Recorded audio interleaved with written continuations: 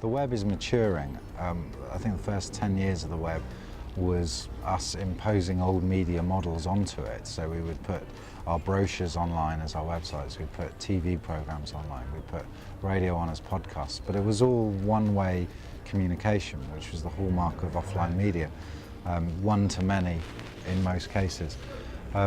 With the platforms that have emerged in the last few years online, we're seeing the web doing what it can do really well, which is to connect and harness the activity of large groups of people into the same space. So Wikipedia would be a great example of that.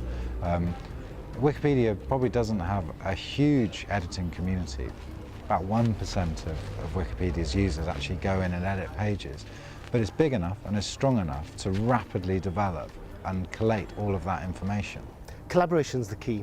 That is, people with different skills sharing, collaborating in conversation with each other. This is right brain talking to left brain. It's about people in the rural areas talking to people in urban areas. It's a global landscape at the moment, and it's actually those distinct and different opportunities that Wales can seize and grasp and actually make its own mark. I've been working with a friend of mine. She's an author, first-time author. Her novel's available. She's done a pilot video on YouTube, which is being used to promote the book. She's looking at making a feature film. She's looking at actually finding a publisher. We're looking at social media channels as a way of engaging people in the product, in the idea. If we can get enough people interested in, a publisher will then be interested in the book. If we can get enough people interested in the film on YouTube and put a team together, we might get funding to actually make a full-length feature film.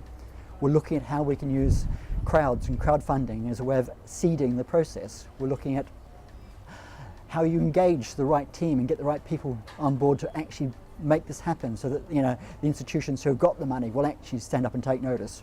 So rather than having an unknown writer with no track record, we can actually pitch something that's actually credible and does actually have a way of actually to be supported by the institutions with I suppose lowering the risk involved. We're looking at all these different ways that, again, the technology and social media can be used to really take a product to market and make some money from it.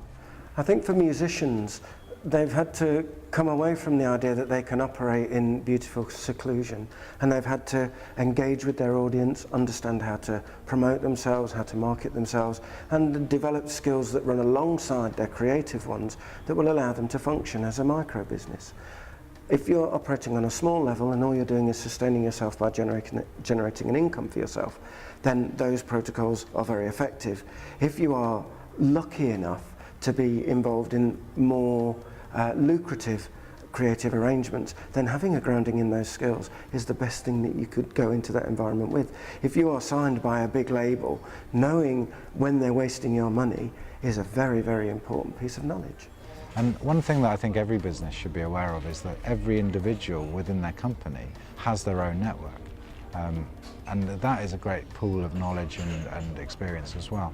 You could just go to your employees. If you wanted to find out about what people think of your product, just go to your employees and get them to ask their networks, and you probably access thousands of people pretty instantly. What's interesting in terms of publishing, of course, is it's just disappearing. I mean, there was a period in the 90s where the literary agent was the most important person, or the 80s, most important person in the relationship between the writer and the publisher. Not any longer, because the writer can bang something up there that a publisher will find. Now the question is, does the writer actually need a publisher anymore? Because they can publish through on-demand printing easy. So we've got those kinds of questions, and I don't think they're just, as I say, that's a publishing example, but you get that in media generally, music, certainly film. Once you can get something on YouTube up there, I mean, basically you're in a position where you can trade on your skills, your ability. So it seems to me, to be honest, this is the empowerment of the individual maker, the individual creator. Now, if those BODs actually require a company structure, that's the next part of this. What is the new company going to look like that's made up of creative people? And how do they get their particular product to the consumer? I think, obviously, 10 years of growth and what the web can do, broadband technologies, Wi-Fi technologies, they can get to the consumer. It's a case of how they package what they send.